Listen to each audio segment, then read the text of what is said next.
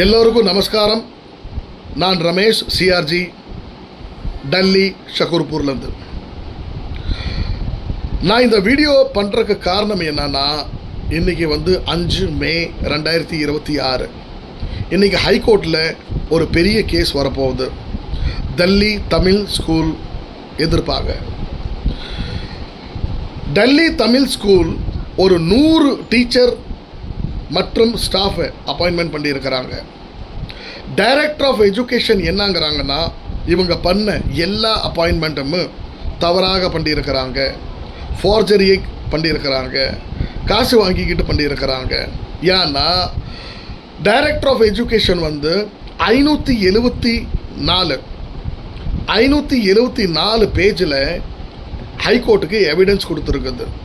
ஒரு டீச்சர், ஒரு பிரின்சிபல், ஒரு ஸ்டாஃப் அவங்க அப்பாயின்மெண்ட் பண்ணுறதுல எந்த விதமான தவறுகள் நடந்திருக்குது அப்படின்னு 574 பேஜில் டைரக்டர் ஆஃப் எஜுகேஷன் எவிடன்ஸ் கொடுத்துருக்குது. அதனால் இப்போ நான் உங்கள்கிட்ட என்ன கேட்க வரேன்னா, அந்த எல்லா டீச்சர்கிட்ட எத்தனை டீச்சர் அப்பாயின்மெண்ட் ஆகிருக்கிறாங்களா, இல்லை வேறு ஸ்டாஃப் அப்பாயின்மெண்ட் ஆகிருக்கிறாங்களா? உங்கள்கிட்ட நான் ஒரே ஒரு கேள்வி தான் கேட்குறேன்.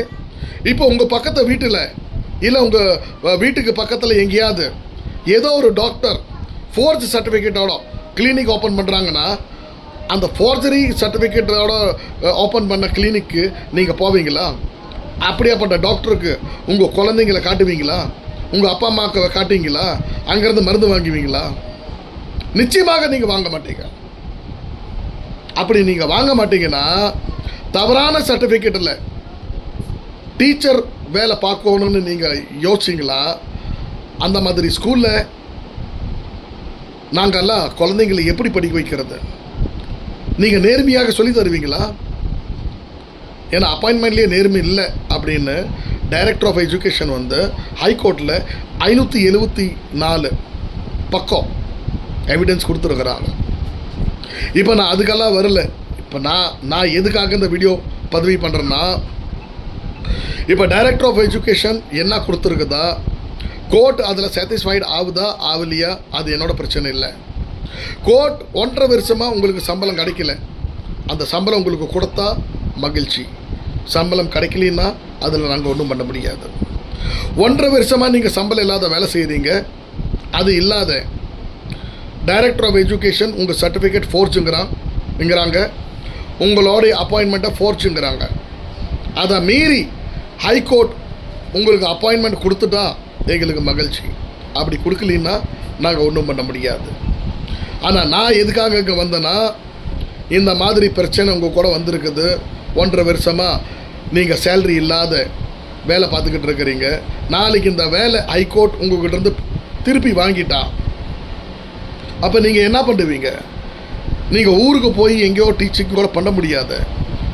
நீங்கள் ஊருக்கு போய் ஏதோ ஒரு ஸ்கூலில் டீச்சிங் பண்ணணுன்னா ஹைகோர்ட் இந்த ஜட்ஜ்மெண்ட் கொடுத்துருக்குதுன்னா, இந்த ஜட்ஜ்மெண்ட்டை காட்டி அந்த ஸ்கூல்லேருந்து உங்கள் வேலை போகலாம். அது மாதிரி இவ்வளோ கஷ்டப்பட்டு படித்து உங்கள் டீச்சிங் கேரியரே ஒன்றுமில்லாத போகலாம். நான் இங்கே உங்களுக்கு ஹெல்ப் பண்ணுறதுக்காக வந்திருக்கிறேன். நீங்கள் காசு கொடுத்து இந்த வேலைக்கு அப்ளை பண்ணியிருக்கிறீங்கன்னா, இந்த வேலை உங்களுக்கு கிடைக்கலனா உங்கள் காசை திருப்பி என்னால் வாங்கி தர முடியும். இங்கே பாருங்கள், மேலே என்னோடய நம்பர், இந்த நம்பருக்கு கால் அடிங்க. நீங்கள் காசு கொடுத்துருந்தா இந்த வேலைக்காக, இந்த வேலை உங்களுக்கு கிடைக்கலனா, இந்த காசு கொடுத்ததுக்கு உங்கள்கிட்ட ஆதாரம் இருக்குதுன்னா, உங்கள் காசு எல்லாமே ₹1 மிச்சம் இல்லாத உங்களுக்கு திருப்பி வாங்கி கொடுக்குற கேரண்டி எனது. நான் திருப்பி வாங்கி கொடுக்குறேன், உங்களுக்கு எப்படினாலும் வாங்கி கொடுக்குறேன். ஆனால் உங்களுக்கு காசு வாங்கி கொடுக்குறேன். அந்த காசை வச்சு நீங்கள் திருப்பி படித்து நல்ல எக்ஸ்பீரியன்ஸ் சர்டிஃபிகேட்டோட வரலாம், இல்லை ஏதோ ஒரு பிஸ்னஸில் போடலாம், இல்லை வட்டிக்கு கூட விடலாம், இல்லை வேறு என்னன்னாலும் பண்ணலாம். அந்த காசு உங்களுக்கு யூஸ் ஆகலாம்.